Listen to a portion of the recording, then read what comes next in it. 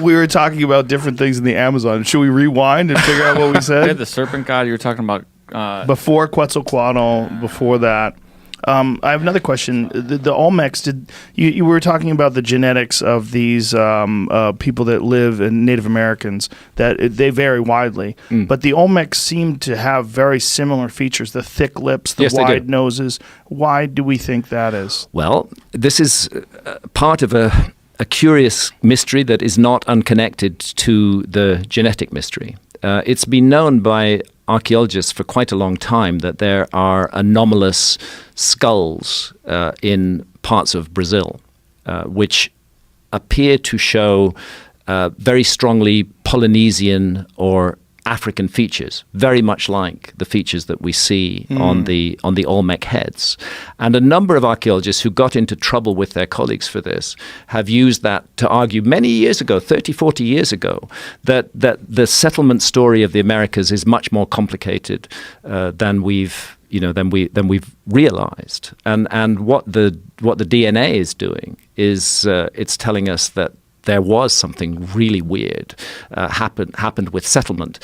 You see, what happened with those African or Polynesian-looking skulls was that they were tested for DNA when DNA technology was not as advanced as it is today.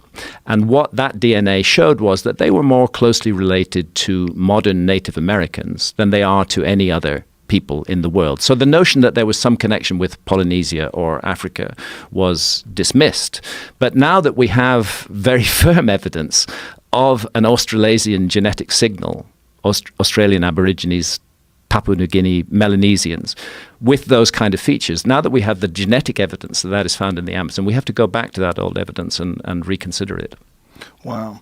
Yeah, I would love to find out what that is. They've always fascinated me. The Olmecs, it's always been such a strange image, the large heads with the helmets on them, and how do they universally look like that? I mean, all of the features are very, very similar. Wow. They're very, very, very similar. And always with the helmets. And almost always. I won't claim that every single Olmec head has a helmet of it, because I think I've seen one that didn't. It's quite a while ago since I explored the Olmec area. But what's fascinating about them is they are supposedly the first high civilization of Central America, that they create structures on a massive scale, that you can see connections between them and the later Maya. That whole mystery of the Mayan calendar was clearly inherited from the Olmecs. It wasn't something the Maya made up. The Olmecs used that same symbolism. So the Mayan calendar is actually an Olmec calendar. And if we then consider the possibility that the Olmecs may just be the latest, the earliest surviving manifestation of that calendar, it could go back much further than that.